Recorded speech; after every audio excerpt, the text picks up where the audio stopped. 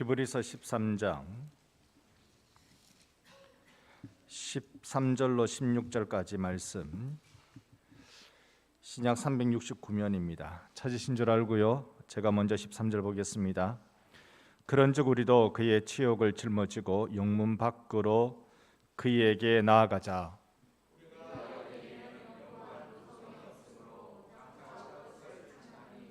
그러므로 우리는 예수로 말미암아 항상 찬송의 제사를 하나님께 드리자. 이는 그 이름을 증언하는 입술의 열매니라. 오직 선을 행함과 서로 나누어 주기를 잊지 말라. 하나님은 이 같은 제사를 기뻐하시느니라. 아멘. 오늘도 우리 하나님을 기쁘시게 드리는 그 은혜의 자리에 머물기를 간절히 소망합니다. 이 말씀 수련의 세 번째 날 오신 여러분, 또 온라인으로 참여하고 계신 우리 성도 여러분 진심으로 환영합니다. 오늘 우리 주께서 또 우리에게 주실 말씀과 은혜가 무엇인지를 우리 같이 생각해 보면서 함께 누리기를 원하는데요. 오늘 제목은 하나님이 기뻐하시는 제사입니다. 자, 이때까지 우리가 지난 이틀 동안 해왔던 것을 잠깐 요약하면 이렇습니다. 첫 번째 날에는 우리가 이 편지는 고난을 직면하고 있는 성도들에게 주어진 편지라는 것이었습니다. 그래서 히브리서만큼 아주 강력하게 이 박해에 맞서라, 이 박해에 당당하게 맞서라라는 메시지는 아마 요한계시록과 짝을 지을 수 있을 것입니다. 맞서는 걸 어떻게 하는 거라고요? 죽어라. 박해가 다가오면 죽어라. 그게 그리스도인이 맞서는 방식이다라는 걸 히브리서가 강력하게 전달해 줍니다. 그런데 그렇게 하기 위해서 우리가 어저께요, 뭔가 우리가 분명히 힘을 가지고 있어야 이 박해에 맞설 수 있는데, 목숨도 내놓을 수 있겠는데, 그 힘이 뭐냐면 예수의 피맛을 봐야 돼요. 예수의 피맛을 봐야 그것이 우리에게 힘이 된단 말입니다. 우리의 신앙생활에서 날마다 골고다를 경험해야 돼요. 날마다 십자가를 우리는 누려야 하는 것입니다. 오늘 이 시간에도 예수의 십자가 누리는 여러분과 제가 되기를 축복합니다. 십자가를 누리면 그러면 우리는요 걸어갈 수 있어요. 우리는 그 길을 나갈 수 있는 것입니다. 그래서 오늘 우리가 그러면 이제 우리가 가는 길, 이제 이 길 여기서 우리가 어떻게 할 것이냐, 그걸 우리가 같이 생각해보는 마지막 시간을 가지려고 합니다. 이렇게 해서 히브리서가 우리에게 전달해주고 싶은 메시지 세 가지로 나누어서 우리가 이제 다 보게 될 텐데요. 이제 말씀을 하나씩 나누어 보죠. 제가 오늘 어떤 책을 봤는데요, 속담을 재미나게 풀어놨더라고요. 속담을 새로 보기입니다. 제가 여러분께 말씀드리면 원래 속담을 한번 알려주십시오. 못 올라갈 나무는 사다리 놓고 올라가라. 작은 고추가 그러나 수입 고추는 더 맵다. 아주 재밌어요. 버스 지나간 뒤 손들지 마라. 버스 지나간 뒤 손들면 백미러 보고 멈춘다. 좀 묻자고 말씀드리는데 전부 다 얼굴이 경직돼 있어서요. 젊어서 고생하면 늙어서 신경통 걸린다. 호랑이한테 물려가도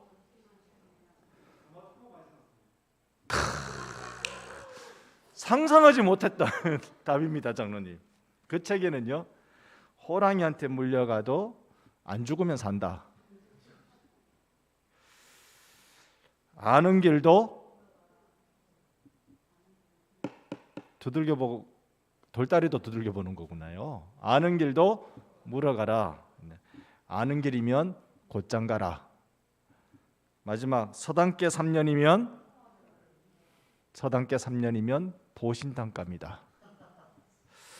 자, 이 속담을 이렇게 말씀드린 이유가 그런 거예요. 사실 우리가 이때까지 늘 알아왔던 속담을 보면 그게 제법 좀 잘못됐다는 것도 알 수 있어요. 하나만 보죠. 못 올라갈 나무는 쳐다보지도 마라. 뭐 송충이는 솔잎만 먹고 산다. 우리 송충이 아니에요. 못 올라갈 나무가 아니라 올라가야 할 나무면 올라가는 거예요. 우리네 속담이 뭐 이렇게 조금 왜곡된 게 있는 것 같습니다. 뭔가 빠진 것이 있다는 지적이지요. 오늘 이 말씀을 통해서요, 한 가지 얘기를 드리겠습니다. 여러분 잘 알고 계신 내용인데요. 한 목마른 남자가요, 길을 걷고 있는데 너무 목이 타가지고 한 오두막이 나타났어요. 얼마나 반갑던지 그 집에 가니까 아무도 없는 겁니다. 안 그래도 목마른데 아무도 없는 거예요. 그래서 마실 물이 없나 이리 살피고 저리 살펴봤는데 이 마당에 이 펌프, 물 끌어올리는 펌프 있잖아요. 그 펌프를 찾았어요. 근데 그건 마중물이 필요하잖아요. 안에 물이 안 담겨 있는 거예요. 찾다가 보니까 옆에 주전자가 있어요. 주전자에 보니까 물이 가득 담겨 있는 거예요. 근데 그 주전자 옆에 이렇게 글이 써져 있는 겁니다. 이 주전자에 담긴 물을 모두 사용해 펌프질을 해야 합니다 라고 되어 있는 거예요. 이제 갈등하기 시작하는 거죠. 이걸 내가 마시면 나는 살 것 같아요. 너무 목이 말랐는데 나는 살 것 같아요. 그런데 생각해 보니까 그 다음 글이 떠나기 전에 반드시 이 물 주전자를 다시 채워 놓을 것이라고 되어 있단 말입니다. 마음에 갈등하다가 이 남자가 갈등하다가 그래 넣자 그래가지고 이 펌프에 마중물을 넣기로 했답니다. 그래서 처음 끽 이게 제대로 오래됐으니까 녹도 쓸고 그러니까 제대로 안 되던데 한참 용을 써가지고 하니까 조금씩 물이 튀어오르다가 그 다음에 콸콸콸 나오게 되더라는 거예요. 그래서 물을 실컷 마시고 또 마시고 그래서 주전자에 가득 담아놓고는 자기는 이렇게 글을 쓰고 갔습니다. 같이 읽어봅니다. 우리 같이 한번 읽어볼게요. 시작. 정말 잘 될 겁니다. 저를 믿으십시오. 당신이 이것을 다 쏟아 부으면 모든 것을 얻을 수 있습니다. 여러분 어떤 것 같아요? 이게 우리의 믿음의 삶에 대한 도전이라고 받아들여지지 않습니까? 성경 말씀 우리 같이 한번 히브리서 10장 39절 함께 읽어봅니다. 우리는 뒤로 물러가 멸망할 자가 아니요 오직 영혼을 구원함에 이르는 믿음을 가진 자니라. 아멘. 지금 로마 지역에 박해가 있고 앞으로 더 심각한 박해가 다가올 때 너희들이 쭈삣쭈삣하게 머뭇머뭇거리면서 뒤로 물러가지 마. 거기는 멸망이야. 이전 성경에는 침륜이라고 되어 있죠. 빠져 죽는데야. 믿음 생활하면서 뒤로 물러가는 것 그거 없어. 너희들은 누구냐면 오직 영혼을 뭐하는 구원. 여러분 우리 기독교의 목적이 구원이잖아요. 구원. 이 목적에 이르는 우리는 무엇을 가진 자? 믿음을 가진 자. 이 믿음이라는 게 무엇일까? 우리가 조금 전에 살펴본 대로 정말 잘 될 겁니다. 저를 믿으십시오. 당신이 이것을 다 쏟아 부으면 모든 것을 얻을 수 있습니다. 여러분 정말 우리 믿음 생활에서 다 쏟아 부으면 반드시 이루어질 것을 우리가 믿고 달려가십시다. 믿음이라는 걸 믿고 실행하면 이 진리는 변함없는 하나님의 법칙으로 반드시 이루어지는 것입니다. 믿음은 그런 거예요. 흔들리고 불안하고 곧 죽겠지 싶은 그런 삶의 환경 속에서도 믿음으로 달려가면 변화의 역사가 일어나는 것입니다. 우리는 그 사실을 누리자고요. 받아들이고 그걸 우리가 경험하며 살기를 원합니다. 나폴레옹이 이 오스트리아를 공격할 때였습니다. 한 도시가 작은 도시가 나폴레옹 군대에 포위됐어요. 그래서 항복을 하든지 아니면 뭐 항전을 하든지 둘 중에 하나를 해야 되는 거예요. 아무리 생각해도 나폴레옹은 안 그래도 공격만 하면 그냥 전투만 하면 파죽지세로 다 이겨버리는데 가망이 없는 거잖아요. 이 마을 사람들이 모여서 회의를 합니다. 아무리 회의해도 답이 안 나오는 거예요. 항복하면 다 빼앗기고 싸우면 다 죽고 이때 교회의 사제가 와서 그러면 어차피 우리가 답이 없는데, 어차피 우리가 어떻게 해야 될지 모르는데 내일 주일이니까 교회에 나와서 다 같이 예배드리고 그저 하나님이 하라는 대로 합시다. 그냥 예배드리면서 하나님이 하라는 대로 하나님께 맡겨놓고 우리 내일 예배드리고 일단 볼일 봅시다. 이렇게 했더래요. 그래서 그거 됐다. 뭐 하나님이 하라는 대로 하면 되지. 뭐 이제 우리가 고민할 게 뭐 있나? 그러면서 마을 사람들이 전부 다 교회당에 모여서 예배를 드리는데 막 찬송하고, 막 나폴레옹이 오든지 말든지, 뭐 오면 항복에 보면 되고, 하나님이 안 움직이시면 우리는 뭐 별 수 있나? 그렇게 마음 먹으니까 마음이 한결 가벼운 거예요. 그래서 막 찬송하고 노래하고 막 이렇게 하니까 나폴레옹 귀에 뭐가 들어갔냐면, 저 지방 사람들이 웃긴데 이렇게 바짝 겁먹고 지금 죽을 판인데 노래하고 찬양하고 하나님을 예배한대. 이게 나폴레옹 귀에 들어간 거예요. 그러니까 나폴레옹이 어떤 판단을 했냐면, 지원군이 오는가 보다. 지원군이 오기 때문에 저 사람들이 저렇게 찬양하고 노래하고 그렇게 하지. 그러면서 철수했다고 안 합니까? 여러분, 우리가 믿음은 우리가 예상하는 방식대로 움직여지는 거 아니에요. 하나님의 방식대로 움직여져요. 어떤 일이 어떻게 일어날지 아무도 몰라요. 아무도 몰라요. 영국이 청교도 혁명이 일어난 영국이잖아요. 그 영국이 개신교회가 되기 시작하니까 스페인 함대가 막 공격해 들어오는 거예요. 당시에 스페인 함대의 별명이 무적함대입니다. 무적함대. 아무도 스페인 함대를 건들지 못해요. 영국은요, 스페인에 비하면 그냥 종이배입니다. 감당 안 됩니다. 스페인 함대가 쫙 이 도브 해협을 지나서 막 밀고 들어오는데 영국이 별 수 있습니까? 그렇다고 종교개혁 안 하겠다, 그건 못 하잖아요. 종교개혁 이미 했고 진리가 무엇인지 맛봤고, 그러니까 결사항전이라고 하지만 전부 다 벌벌벌 떨고 있는 거예요. 벌벌벌 떨고, 그때 역사 흔적이 보면 뭐 조산한 사람도 있고 뭐 그래요. 벌벌벌 떨고 있는데 스페인 함대가 막 밀고 들어오는데 해필 그때 거기에 태풍이 지나갔다 안 합니까? 그래서 가지고 스페인 함대가 박살났대요. 여러분, 믿음이라는 방법은요, 내가 이만큼 준비하면 되겠지가 그 방식이 아니더라고요. 그냥 주전자 하나 물을 싹 갖다 붓고 끽 이거 하는 거예요. 다른 건 모르겠어요. 그냥 설명서 되어 있는 대로 거기에 그냥 전폭적으로 나를 딱 던져놓고 막 펌프질을 하는 거예요. 안 되면 죽어보지 뭐. 안 되면 목말라 죽어보지 뭐. 막 펌프질을 하는 거예요. 여러분, 우리의 믿음 생활은 어떤 것인지 우리 기억하십시다. 많은 사람들이 예수님도 망대를 지으려면 우리가 지금 가지고 있는 돈 가지고 망대를 다 쌓을 수 있을지 없을지 재보고 하라 하셨잖아. 저기 적군이 오면 우리가 가지고 있는 군사를 가지고 저 적군과 대항할 수 있는지 없는지 미리 계산해 보라 하셨잖아. 안 되면 빨리 항복해라 하셨잖아. 그러니까 우리가 이만큼 준비해야지라고 말합니다. 근데 그때 그 본문은 저는 맥락을 따져보면 계산하라는 말씀이 아니고, 주님을 따르려면 목숨 걸고 따라라. 최선을 다해 따라가. 전적으로 그냥 확 맡겨. 제자로 헌신하려고 할 때 네가 잘 생각해봐. 다 맡기고 드릴 내 모든 것을 다 여기에 다 쏟아붓고 펌프질할 마음을 갖고 있냐? 그걸 모르시는 거예요.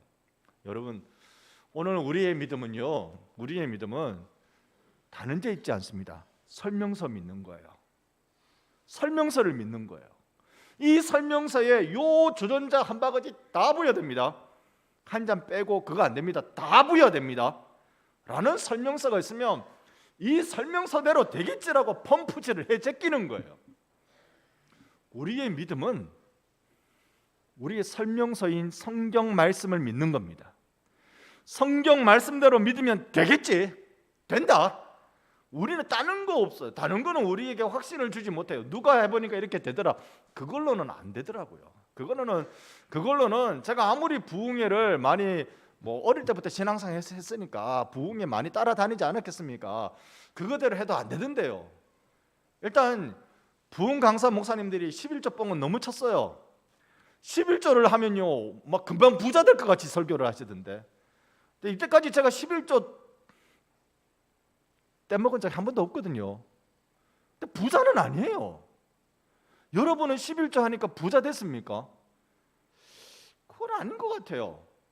그냥 하나님의 것을 하나님께 드리는 그거 같아. 하나님 것이니까 뭐 내가 100원을 받으면 사실 100원이 전부 다 하나님 건데 그 중에 10원만 하나님께 드리고 다 하나님 거지만 90원은 내가 쓰는 거예요. 그게 11조 원리잖아요. 그러니까 우리가 믿음이라는 건 내가 이렇게 동전을 넣으면 커피가 착 나오는 소위 이 밴딩 머신, 자판기가 믿음이 아니에요. 그게 믿음이 아니에요. 믿음이라는 건 내 전부를 넣고 펌프질을 해야 되는 거예요. 내 모든 걸 예수님께 맡기고 펌프질을 해야 되는 거예요. 할렐루야. 이 말씀 드리면 겁나죠? 사실 방금 아멘 하셨지만 여러분 마음속에 좀 겁나지 않으세요? 겁나면 난다, 안 나면 안 난다. 까짓 게 인생 한판이다. 겁이 나잖아요. 제가 부흥회 때 이런 말씀 들으면 겁났어요. 겁이 나죠. 그런데 믿음이라는 건 도박이라고 여기지 마세요. 그 확률에다가 나를 맡기지 마세요. 믿음은 도박이 아닙니다. 좀 볼까요? 같이 히브리서 11장 1절로 3절 이렇게 하면 크게 다 보이죠. 세 절 말씀을 다 같이 읽어볼게요. 시작. 믿음은 바라는 것들의 실상이요 보이지 않는 것들의 증거니 선진들이 이로써 증거를 얻었느니라. 믿음으로 모든 세계가 하나님의 말씀으로 지어진 줄을 우리가 아나니 보이는 것은 나타난 것으로 말미암아 된 것이 아니니라. 아멘.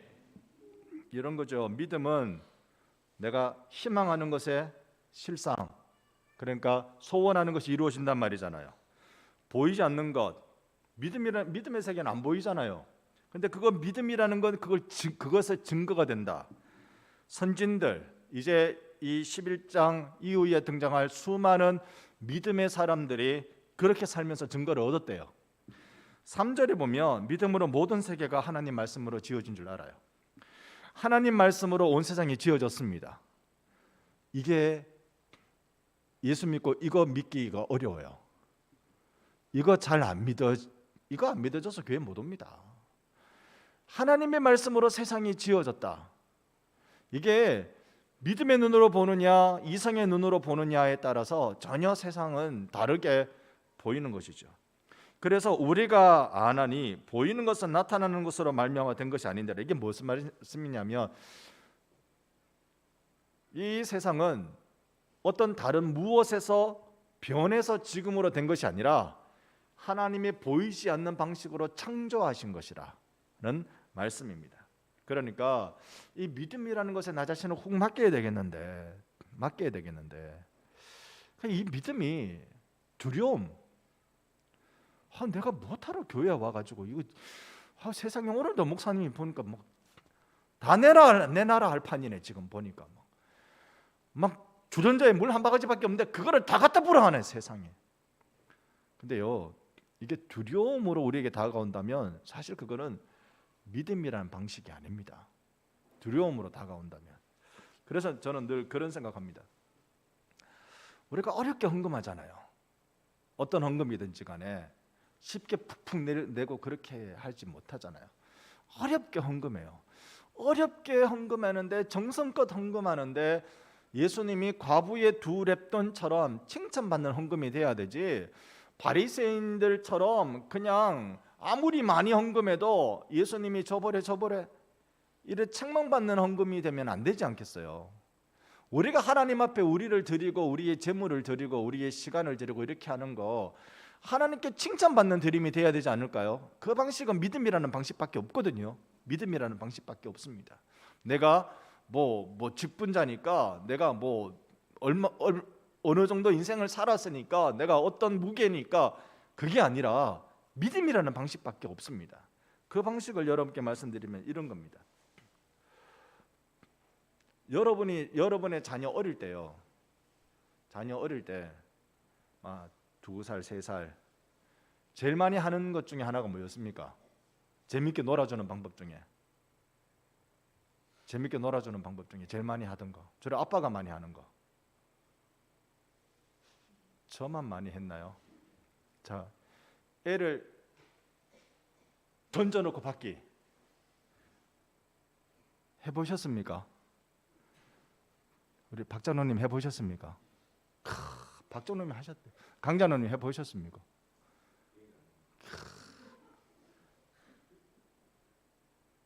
다시 기억해 볼 수 있는 기회가 있으시기를. 자, 던져놓고 받으면요, 애가 공포에 질려가지고 이렇게 해가지고 위에 있습니까? 아니면은 재밌다고 깔깔깔거리면 막 내려옵니까? 재밌다고 깔깔깔거리면 내려와요. 지 죽을 줄 모르고. 얼마나 재밌다고 그러는지 막 애가요 자지러 칩니다. 몸소리 칩니다. 얼마나 재밌어 하는지 깔깔깔깔거리면서 뛰내려옵니다. 믿음이라고요. 분명히 내 아빠가 나를 재밌게 해주고 안전하게 해줄 것이라는 믿음이라고요. 그것이 믿음이라고요. 하나님께 나를 맡기는 건 내 인생 고달프게 된다는 말이 아니라 제일 행복한 일이 하나님께 나를 맡기는 일이에요. 세상 제일 안전한 일이 예수 그리스도께 나를 맡기고 그분을 따르는 일이라고요. 어차피 인생 한 판인데, 인생 한 번 살고 말 건데, 여러분 남은 인생 더 이상 후회하지 말고 예수님께 맡기는 지혜로운 여러분 되시기를 축복합니다. 한번 바뀝시다.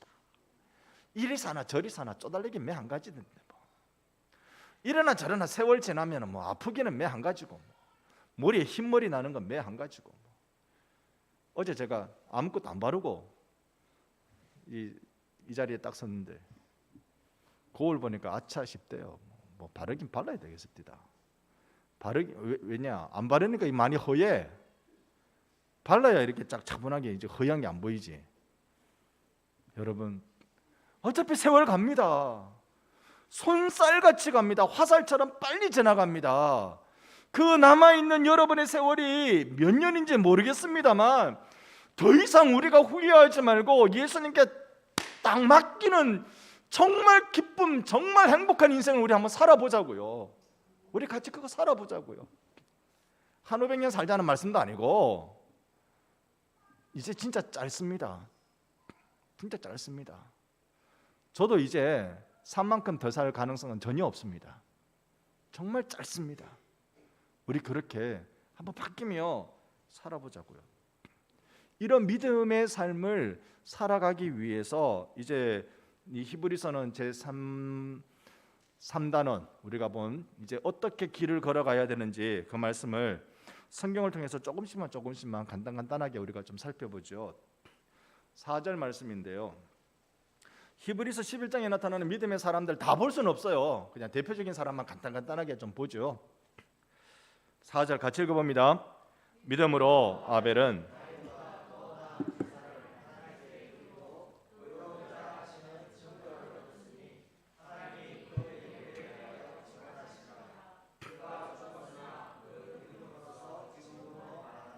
아멘, 아멘. 자, 여기서 아벨이 왜 가인보다 더 나은 제사를 드렸냐? 이제 구약 성경으로 가면요.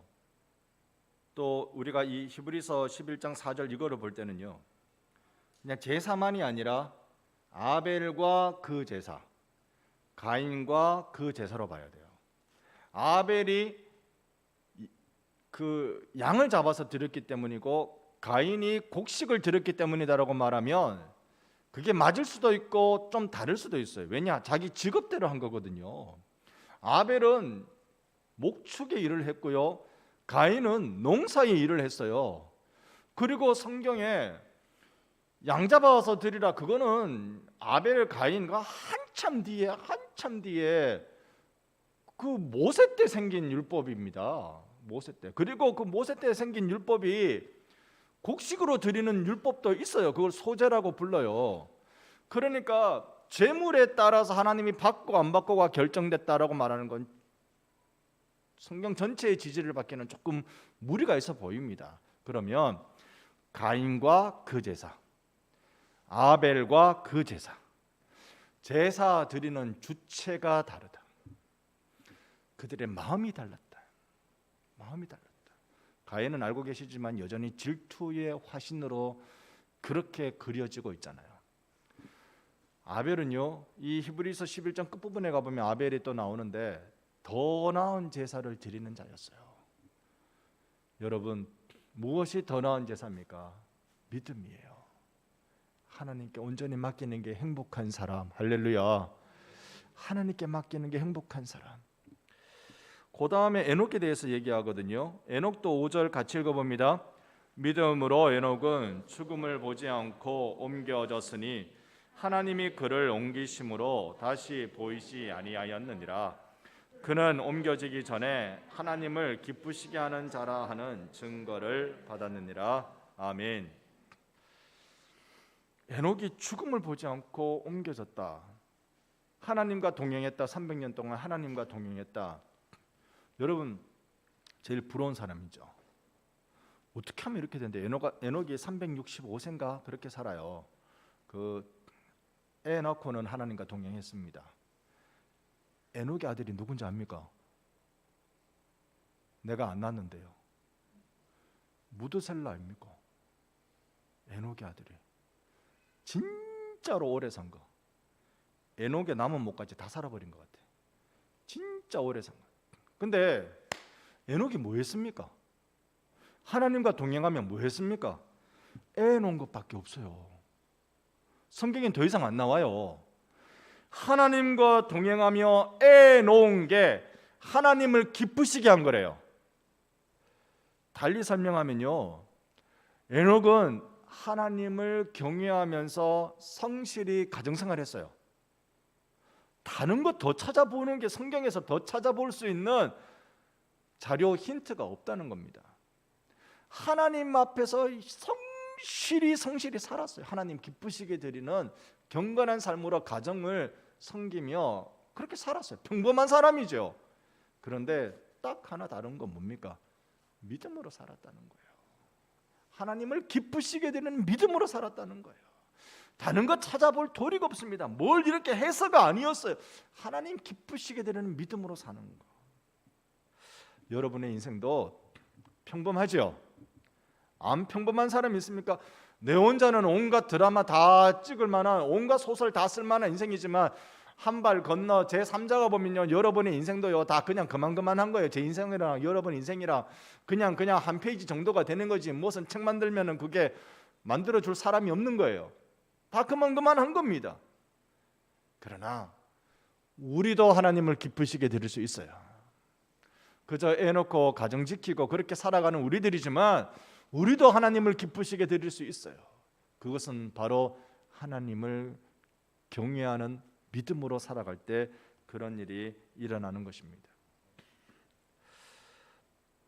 뭐 더 노아는 보지 않겠지만 노아에 대한 기록도 성경에는 이렇게 설명합니다. 제가 노아의 기록은 안 가져왔는데요. 성경에 읽어보면 믿음으로 노아는 아직 보이지 않는 일을, 7절이지요, 일에 경고하심을 받아 경외함으로 방주를 준비했다 그래요. 자, 노아는 방주 준비했잖아요. 아까 뭐 아벨은 그래, 아벨과 그 제사라고 부르더라도, 에녹은 애 낳고 가정에 충실한 거 그거라고 하더라도 노아는 방주 지었잖아요. 사실 120년 동안 지은 건 아니고 십수년 또는 몇십 년 정도 지은 걸로 보여집니다. 그렇게 방주를 만들었잖아요. 그러니까 하나님이 그를 의인이라고 그랬지. 근데 노아는 당대의 의인이라 그 앞에 보면 노아는 하나님께 은혜를 입었다라는 말씀이 있어요. 하나님께 은혜 입어서 내 하나님이 너무 좋은 거예요. 하나님께 은혜 입어서 너무 좋은 거예요. 예수의 피맛을 보니까 너무 좋은 거예요. 예수의 그 피 흘리심이 나를 살린 걸 생각하니까 너무 좋고 너무 행복하고, 이렇게 사는 거 이것이라면 나는 내 인생 다 맡겨도 좋겠다는 마음이 확 들기 시작하는 거예요. 저는 그 생각 고등학교 때 한 거고요. 고등학교 때 교회 생활하면서 금요 차려 다니면서 그때 교회 목사님은 좀 우리 제 동기들이 금요 기도회를 자주 왔어요. 고3 때, 고2 때도 물론 그랬고 고3 때도 금요 기도회 자주 왔어요. 그러니까 목사님이 재밌어가지고요, 차 시동 걸어요. 그럼 기도원에 갑니다. 우리가 좋다고 박수 치죠. 기도원에 가서 막 숲을 헤치고 막 올라가고 얼마나 재미있었는지 그렇게 했어요. 그러면서 노아는 제가 고등학교 때 경험했던, 그때 기도원 다니고 교회에서 예배 드리고 철야기도 가고 이렇게 하면서 경험했던, 하나님이 이런 분이면 내 인생 다 드려도 요만큼도 아깝지 않겠다라는 마음. 여러분, 이게 행복이잖아요. 노아가 가진 행복이 이거라고요. 하나님이 이런 분이라면, 내게 은혜 주시는 이런 분이라면, 내가 배가 뭔지 노아가 어떻게 알아요? 하나님이 설계도를 주시니까 그대로 뚝딱뚝딱 만드는 거지. 방주가 왜 필요한지 어떻게 알아요?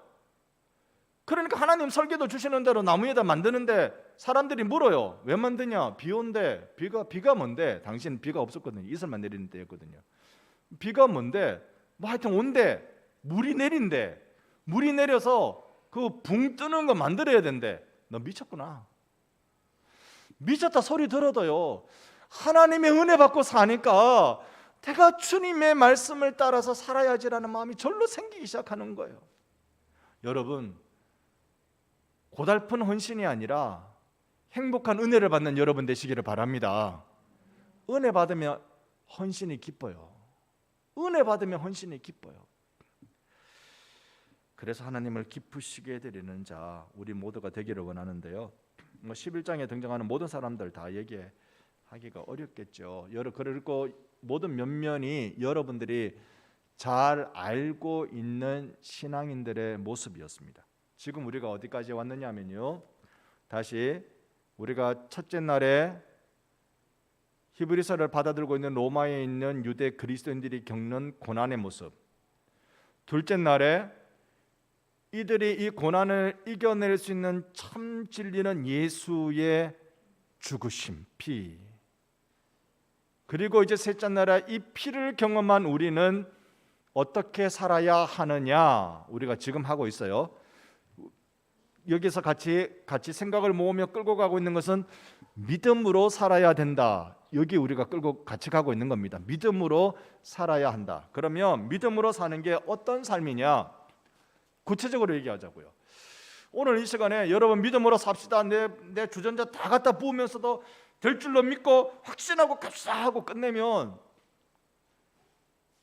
뒤끝이 저는 참 좋아요. 그렇게 끝내면요, 전부 다 그렇구나, 맞다, 믿음으로 살아야지 하고 나가면 돼요. 근데 그렇게 하니까 어디에서 고장이 생기는 거 하니까요, 우리 삶이 잘 안 변해요. 믿음으로 산다는 것, 그것은 이때까지 내가 살고 있는 삶의 방식하고 전혀 다르게 산다는 말이잖아요. 내가 살고 있는 방식과 다르게 사는 게 뭐 어떤 거냐를 우리가 잠깐 맛은 보고 가야 되겠다. 오늘도 여전히 좀 짧게 할 생각입니다. 맛을 좀 보고 잠깐 기도하고 우리가 그렇게 가고 싶어요. 히브리서에서 믿음으로 사는 삶은 이것이라고 말하는 그 맛 같이 한번 볼까요? 히브리서 12장 1절과 2절, 제가 1절, 여러분 2절. 이러므로 우리에게 구름같이 둘러싼 허다한 증인들이 있으니 모든 무거운 것과 얽매이기 쉬운 죄를 벗어버리고 인내로서 우리 앞에 당한 경주를 하며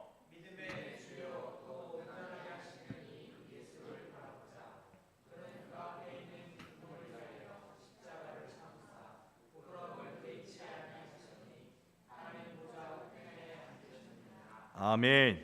그래서 여기서 믿음이라는 게 뭐냐면 예수 바라보는 거예요.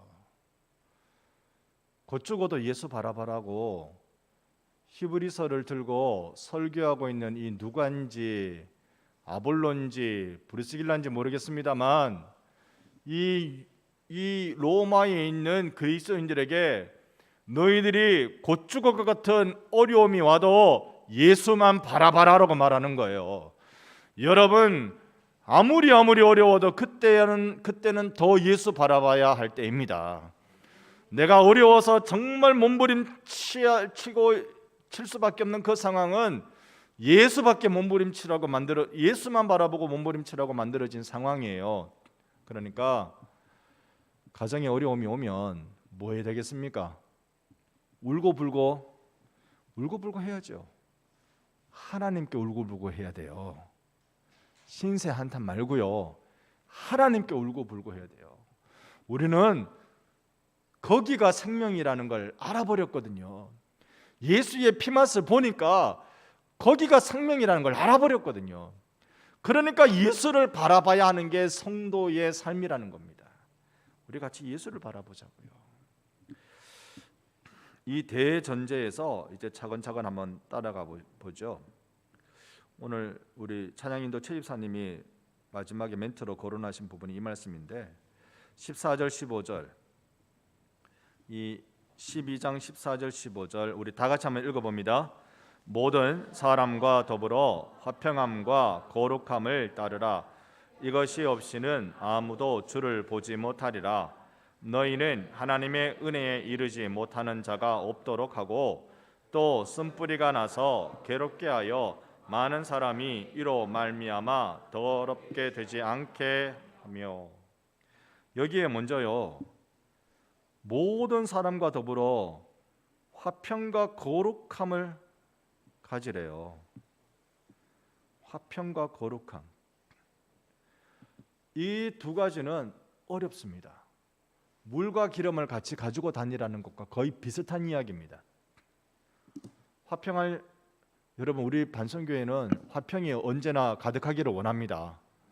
화평이란 말 어려우세요? 어려운 단어는 항상 바꾸란 말씀드렸죠. 평화하라고요. 막힌 담 없이 평화하시기 바랍니다. 지금 앞뒤 좌우로 눈으로 보세요. 살짝 잉크하면서 우리 화평합시다. 우리 평화합시다. 예. 우리 평화하자고요. 근데 우리가 평화를 하려면 무엇을 감수해야 됩니까? 옳고 그름을 따지기가 어렵습니다. 옳고 그름을 따지는 순간 마음이 불편해져요. 그래서 물과 기름이라고요. 화평과 거룩이라는 게.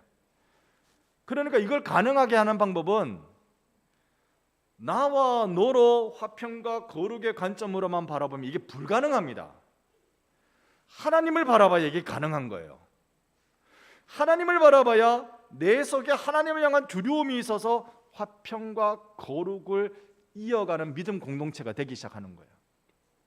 우리 반성교회는 정말 하나님 두려워하고 정말 성도 사랑하는 교회가 되기를 소망합니다. 어쩌면 100년 넘은 우리 교회가 풀어야 될 숙제라고 생각해요. 풀어야 될 숙제입니다.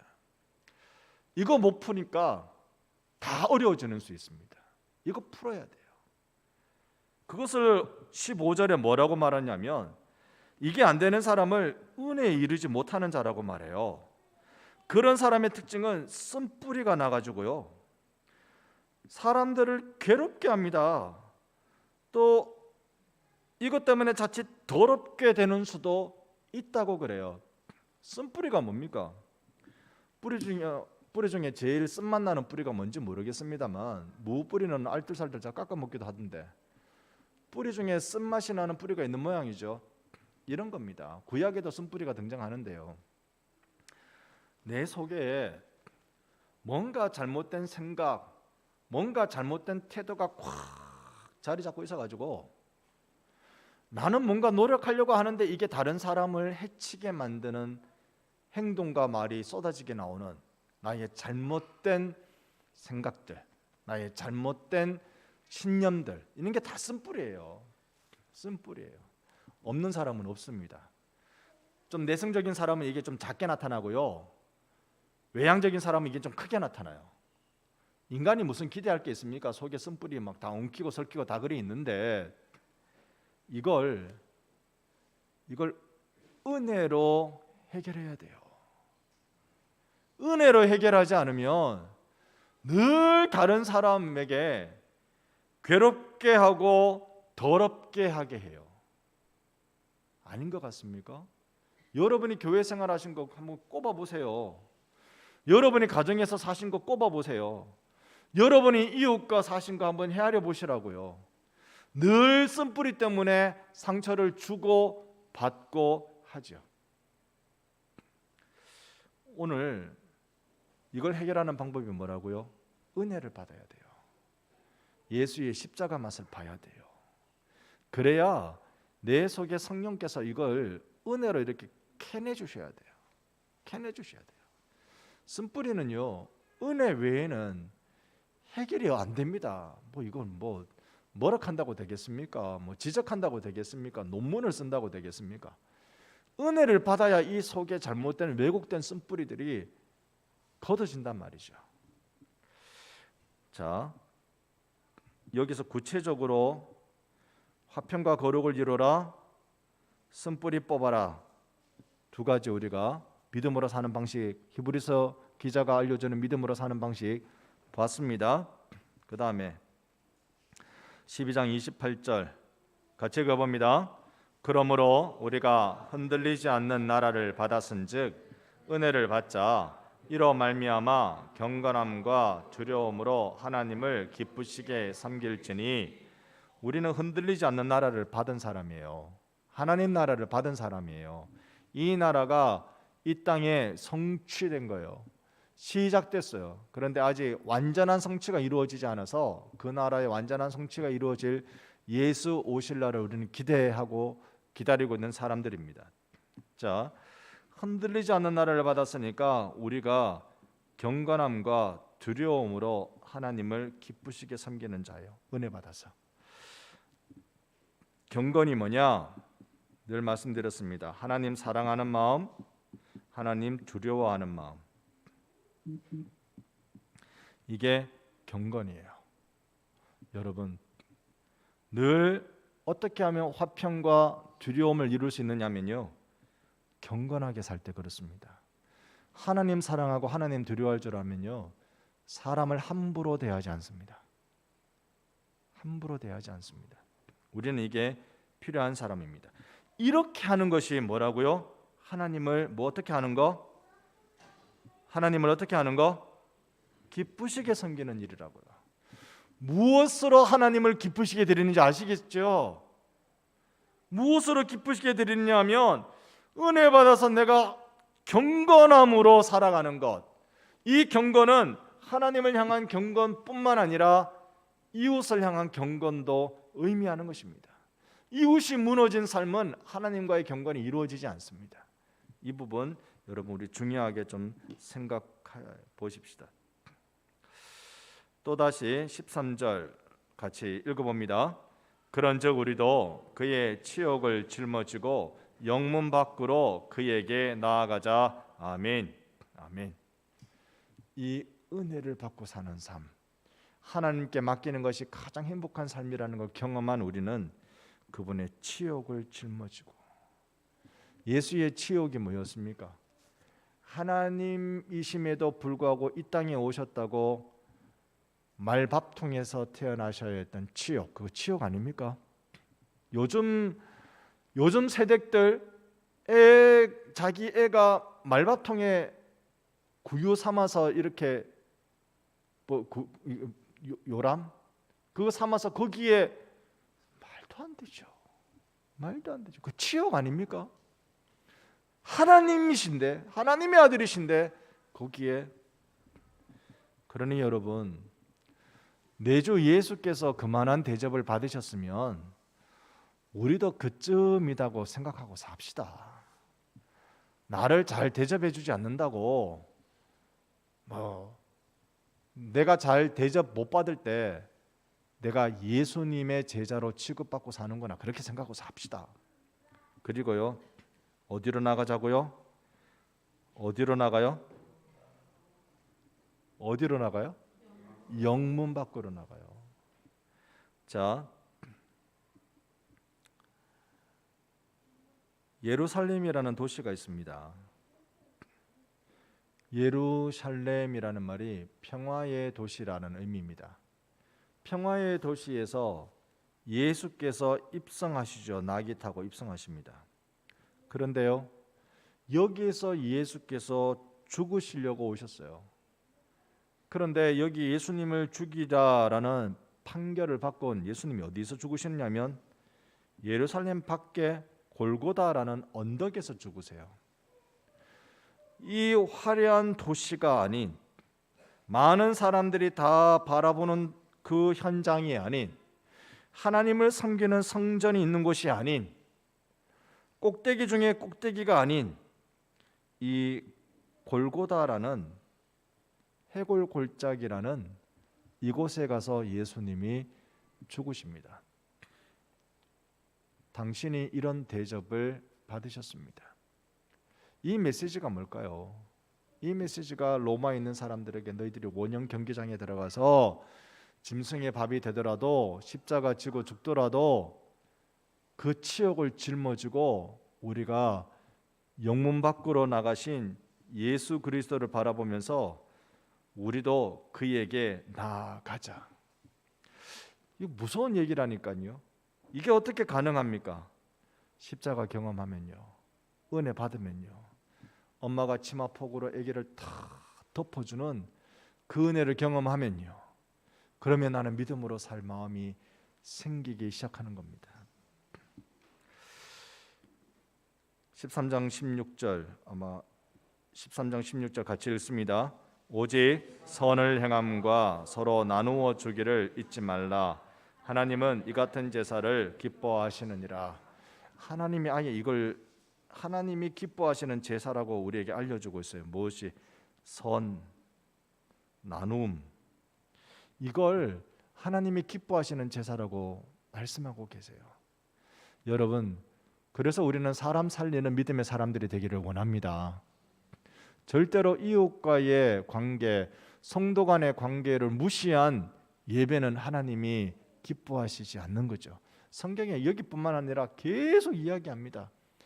하나님을 사랑하라, 그리고 이웃을 사랑하라. 여러분, 이 사랑의 계명이요, 하나님과 이웃이라고 말씀합니다. 하나님은 우리가 하나님을 두려워함과 하나님을 사랑함으로, 경건함으로 섬기죠. 이웃도 사랑해야 돼요. 이웃이 누굽니까? 일단 여러분 앞뒤 좌우에 있는 분이 이웃이에요. 믿어주시기 바랍니다. 여러분, 하나님이 여러분들로 섬기라고 보낸 이웃이에요. 근데 이웃이라는 단어 원어를 보면요, 가까이 있는 사람이란 뜻입니다. 여러분에게 가까이 있는 사람이 누굽니까? 여러분에게 가까이 있는 사람, 나는 너무 외로워서 혼자예요. 여러분에게 제일 가까이 있는 사람은 누구예요? 가족이죠. 제일 가까이 있는 사람. 저에게 지금 제일 가까이 있는 사람이 여기 이 사람이네. 제일 가까이 있네. 아내를 사랑하는 게 하나님의 계명을 이루는 거라고요. 남편을 사랑하는 게 하나님 계명을 이루는 거라고요. 그 같은 제사를 하나님이 기뻐하신다고요. 빨리 교회 가야지. 이것도 중요한데요. 이것도 중요한데 가족을 사랑하는 게 하나님 기뻐하시는 제사라고요. 여러분, 우리는 성도를 사랑하고 가족을 사랑하고 내 눈에 보이는 사람 사랑하고 그래서 사람 살리고 이런 교회, 이런 성도가 되십시다. 자, 아마 이게 이제 마지막이네요. 17절 말씀 같이 읽습니다. 너희를 인도하는 자들에게 순종하고 복종하라. 그들은 너희 영혼을 위하여 경성하기를 자기들이 청산할 자인 것 같이 하느니라. 그들로 하여금 즐거움으로 이것을 하게 하고 근심으로 하게 하지 말라. 그렇지 않으면 너희에게 유익이 없느니라. 아멘. 너희를 인도하는 자들 누굽니까? 누구죠? 너희를 인도하는 자들. 오늘 아무래도 아무 말씀 안 하시기로 작정하고 오신 것 같은데 마지막 날이라고, 그죠? 자, 너희를 인도하는 이들이 누구일까요? 이게 교회 지도자들이죠. 말씀을 전하는 자들이에요. 부끄럽지만 반성교회에서는 저예요. 그 인도하는 자들에게 밥을 사줘라, 선물을 줘라, 인도하는 자들에게 연말에 제발 좀 사례 좀 올려라, 그렇게 하라는 겁니까? 인도하는 자들에게 뭘 하라고 그러죠? 순종, 복종. 순종만 그랬더니 복종은 안 해도 되는 줄 아는가 봐요. 순종은 기쁘게 하는 건데 복종은 싫어도 하는 거잖아요. 여러분, 목사가 하는 말에 마음 내려놓고 순종하는 성숙한 여러분 되시기를 축복합니다. 이거 여러분 마음에 결단하셔야 돼요. 저 자신이 이런 말 하는 게 쉽지 않습니다만 이런 얘기는 주로 부흥 강사 데리고 와가지고 하는데, 보통 헌신자분 데리고 와가지고 이렇게 하는데, 그런데 제가 얼굴 두껍게 제가 얘기할게요. 제가 여러분에게 순종을 요구하는, 복종을 요구하는 말씀 드릴 때 싫으면 더 하시기 바랍니다. 아멘 안 나올 줄 알았지? 싫을 때 더 해야 하시기를 바라요. 이게 성경의 원리예요. 그렇게 하지 않으면요, 그렇게 하지 않으면 제가 어떻게 되겠어요? 여러분이 아유 집사님 이거 하시지요, 아유 장로님 이래 합시다, 이게 신앙의 원리로, 그러니까 여러분의 개인의 경건의 문제를 가지고 말씀드릴 때, 교회의 공적인 어떤 행사는 회의를 통해서 결정하는 거잖아요. 회의를 통해서 결정하는 거예요. 장로교는 그렇습니다. 그런데 여러분에게 개인적 신앙의 그 신방으로 말씀드릴 그 말씀을 여러분이 순종하고 복종하지 않으면 제가 어떻게 할 것 같아요? 즐거움이 생길까요? 안 생길까요? 즐거움이 안 생겨요. 즐거움이 안 생기면 제가 근심하겠죠. 이것은 그러면 여러분에게 유익이 있을까요? 없을까요? 없어요. 그럼 저에게 요구되는 자세는 있습니다. 무턱대놓고 뭐 목사라고 다 됐냐, 뭐 저에게 요구되는 자세는 뭐냐면, 제가 이걸 청산할 자. 이 말씀의 뜻이 뭐냐면요, 이전 성경에는 회개라는 말을 쓰거든요.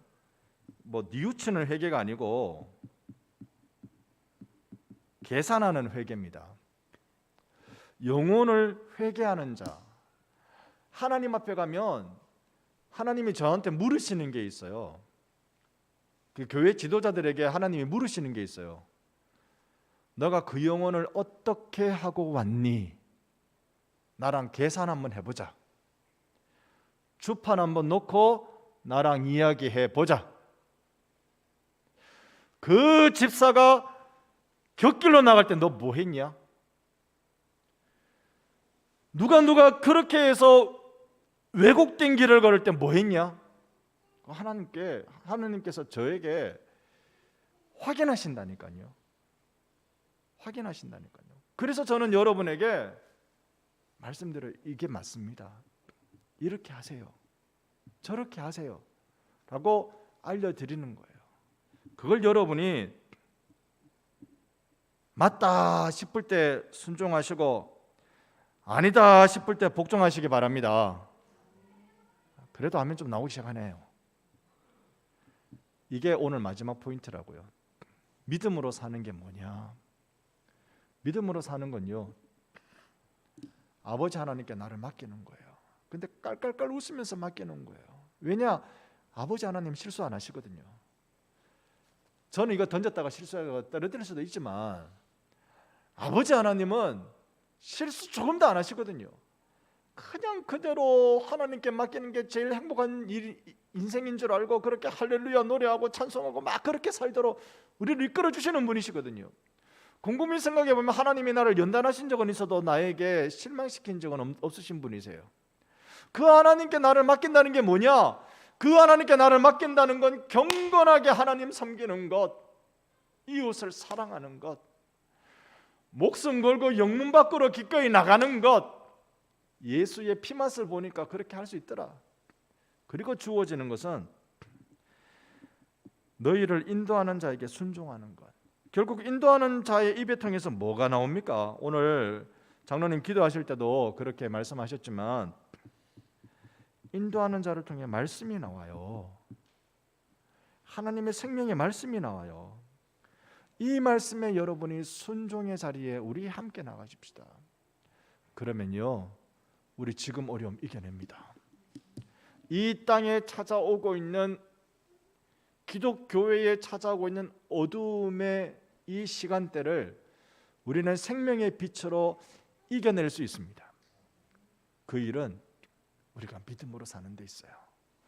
행복한 믿음 생활, 기쁨의 믿음 생활 함께 하십시다. 히브리서 설교자가, 히브리서 기자가 로마에 있는 성도들에게 이것 쓸 때 마음이 얼마나 무거웠겠어요. 저는 늘 그 생각이 듭니다. 히브리서 읽을 때마다 마음이 얼마나 무거웠겠냐. 죽으려면 지만 죽지 왜 다 죽으라 그러냐. 순교하려면 지만 순교하지 왜 다 죽으라고 그러냐. 그런데 믿음이라는 관점으로 보니까 그렇게 하는 게 맞더라는 거예요. 이 세상을 믿음이라는 관점으로 보기 시작하니까 그게 맞더라. 그게 맞더라. 때로는 한국 사회 가운데 기독교회가 변방의 공동체로 머물러 있는 것이 오히려 믿음으로 볼 때 그게 맞다라 생각이 들면 우리 거기에 인기 없는 삶일지라도 살아가는 기쁨이 거기 있는 거예요. 내가 농촌에 농사 짓고 살아도 그 기쁨을 경험하게 하는 것입니다. 오늘 우리는 다른 어려운 거 생각하지 말고 주님이 말씀하시는 거 나는 순종하겠습니다. 이 약물고 순종이 아니라 그게 제일 행복하더라고요. 그래서 나는 순종할게요. 여러분, 우리 하나님을 만나면서 하나님을 기뻐하면서 즐겁게 말씀 생활, 순종 생활, 믿음 생활 하는 우리 반성교회 되기를 예수님 이름으로 축원합니다. 아멘. 그래서 우리 함께 같이 찬양하십시다. 전능하신